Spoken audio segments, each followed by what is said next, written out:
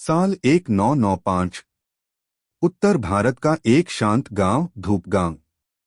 गांव की सीमा पर एक पुरानी हवेली खड़ी थी, ठाकुर हवेली।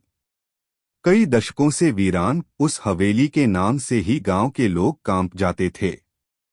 कहते हैं वहां एक नवविवाहिता की आत्मा भटकती है। लाल जोड़े में सजी हुई वो हर पूर्णिमा की रात को प्रकट होती है। उसकी चीखें सुनकर लोग डर के मारे दरवाजे बंद कर लेते हैं। शहर से आए नए मेहमान। एक दिन गांव में एक नवविवाहित जोड़ा आता है, रवि और प्रिया। रवि बचपन में इसी गांव में रहा था, लेकिन अब शहर में बस चुका था। वो कुछ दिन गांव की शांति में बिताना चाहता था। प्रिया को गांव की सादगी बहुत पसंद आई, लेकिन रवि ने उसे हवेली के बारे में बताया।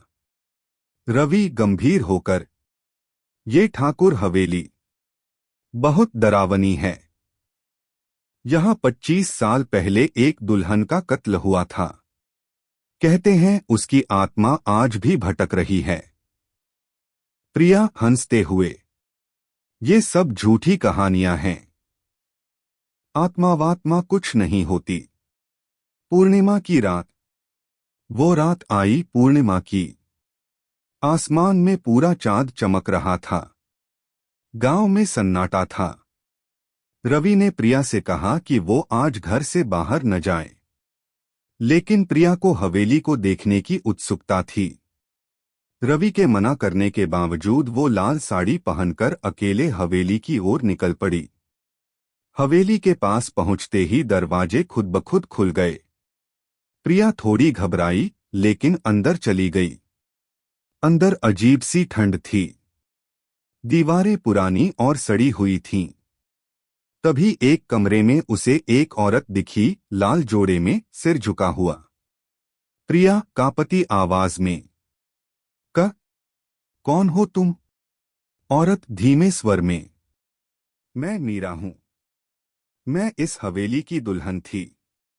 मीरा की सच्चाई। मीरा ने बताया कि उसकी शादी वाले दिन ही उसके पति ने उसे जिंदा जला दिया।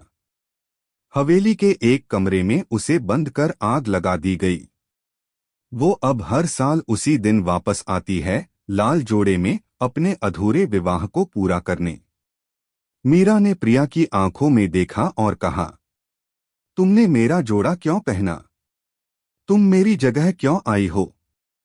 प्रिया डर के मारे भागने लगी, लेकिन दरवाजा अपने आप बंद हो गया।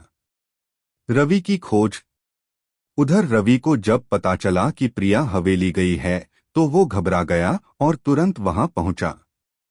अंदर पहुंचते ही उसे एक फोटो दिखी, बहुत पुरानी तस्वीर थी, जिसमें एक आदमी मीरा के साथ